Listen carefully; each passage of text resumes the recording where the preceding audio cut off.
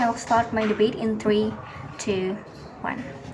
Panels, we stand strongly against this motion because we believe that none of the genders should be allowed to have firearms since they're civilians, right? Civilians shouldn't be allowed to have the right to own firearms in general, right? Now, 3 points why the proposition sides are wrong. The first one is they say that 90% of crimes were caused by male population, right? And this is wrong. Why? Because they're being dismissive towards the fact that there's also cases of women committing crimes as such, right? And it's not just like the 10% of woman population, right? It's almost half of the 90% that they said. Now, but then second, they said about extraordinary case where men can use firearms for non-sinister purpose as long as the woman can take responsibility, right? Now, here they're wrong because they're being assumptive here by assuming that the men wouldn't have sinister purpose in claim of self-defense or maybe acted out for the woman, right? It's dangerous because A, men could use it to frame the woman, and then B, the woman could still possibly be cornered into handing the gun, and then C, it's overall dangerous for the woman, since even if the man acted out for the woman in self-defense, since the woman still has to take the responsibility for the gun, right, for the firearms, right? Now, and then 3, they said that man's humanity can be restored this way if the motion were to be applied in this status quo, right? And this is wrong. Why? Because like the proposition said, men have the tendencies to be to feel like powerful, to feel like they're the most, to feel like ever so masculine and etc, like they're alpha and etc. And now we believe that if this motion were to be realized, they would feel personally attacked, right? Their ego, their big ego would be hurt, would be personally attacked, right? Because they feel like they should have the right to own firearms, right? Because they are the stronger gender, right? They have to protect the woman, right? And this could then cause like such negative chain reaction that I will explain later. Now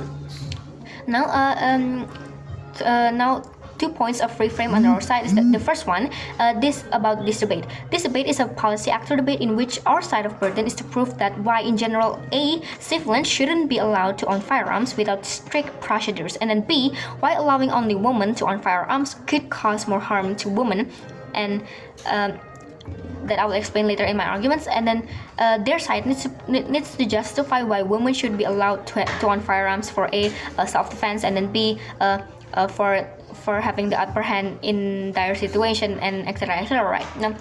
Now the second one is regarding the mechanism under our side, right? So the mechanism under our side is that first, the government would ban civilians from having guns generally, right? But then 2, the government would allow civilians to ask the right to own firearms. So they don't automatically gain the right to own firearms, they have to earn it, right? But then 3, the government provides strict procedures that the civilians have to follow in order to get firearms, right? For example, they have to go through a screening, they have to go through a mental health check, psychological test. They have to check the criminal records of the civilians, right, in order for them to be deemed safe having the right to own firearms, right? Now, moving on to my arguments, the first one is why civilians for both genders shouldn't be allowed to own firearms, right? We can take an example for countries like America, where they are a freedom country where they are allowed to have guns, both women and women, right? And this has proven to be for self-defense, right? And this has proven to be backfired because of how much firearms crime have been committed in their side, right? On America, right? For example, like school shooting, homicides, and etc, right? But then now this is dangerous because this is dangerous if this motion is dangerous. Now this is dangerous because both men and women would have the tendencies to get violent when they're cornered, right? Meaning that the chance of homicide happening is bigger when they have a gun, right? So it's dangerous for both women and men, right? Not only for men if they have a gun, but also women if they have a gun, right? Now but then B, even if the women have the upper hand with guns, men can still use other weapon. They can still use other weapon and use it to and use their physically stronger body to advantage, right? And they can become more violent since the woman has the gun and aiming it at them, and now they feel like, why I should do something before she shoots it at me, right?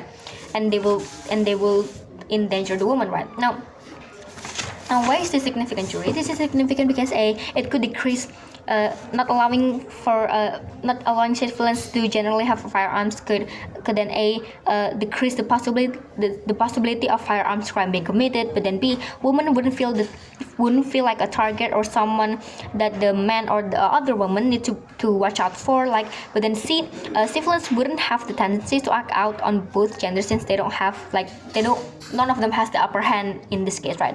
Now, the best scenario on the other side is that civilians could live a peaceful life without having to be wary of each other, right? But in the worst case scenario, is yes, women would feel vulnerable, but there's law specifically made for them and it's strict, right? In most countries it's strict. But then B, there's still other weapons that they could use without having the ultimate power, which might result homicide with using guns, right? So in dire situation they can still use other weapons, right? Now, the proposition best scenario is that women would have the advantage, but then their worst scenario is that women would be the target or deemed to be dangerous, not just from men but from other women, right? Since they both have guns and they're wary of each other's, but then moving on to my second argument, why it will cause more harm to women, right? Now this will cause, now for context judges, they would be met a target, like I said earlier, by both men and other women, right? Since they're allowed to have guns, right? So both men and other women that have guns have to be wary of each other's, right? Because they're afraid if one another use it on them, right? Now this is dangerous for men because this is dangerous for the woman because men would feel empowered and have the tendencies to be jealous of or wanting to steal the gun, right? And they can result to a violent act towards the woman, right? And it would danger the woman, right? But then B, since woman is portrayed to be the weaker gender, having a gun can very likely make them think that they now have the upper hand, and it wouldn't be long before they'll commit serious crimes in quote-unquote self-defense action, right? Now, why is it significant, jury? This is significant because the original aim is for women to have powerful self-defense on their hands, but it will very likely backfires and endanger them instead because B, women could be blamed for firearm related crime because they're the one legally allowed to have the firearms, right? And they would be targeted by other women or man itself or the man that wants to steal the gun, right?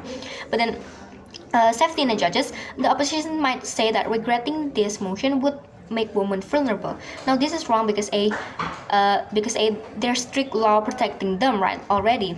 But then B, if they were to make them vulnerable, they still have other weapons to protect themselves, right? So it doesn't have to be a gun. It doesn't have to be the powerful gun that can flip the situations at hand very dangerous, that can escalate the situations to be more dangerous, right? But then see, not having gun generally for both genders allows for peaceful interaction because they don't have to be wary of each other's, right? They don't have to feel like, oh, I should be wary of the woman because they have a gun, right? They could shoot me if I do something wrong, and if I do something that they deem wrong, right? If I do something that they deem is dangerous for them, right? They can then shoot at me, right? So they have to be wary, and the society would feel strained. Their interaction wouldn't be as peaceful, as smooth as it was if the civilians were not to be allowed to have firearms in general, right? Now I'll rest my case here. Proud to oppose. Thank you.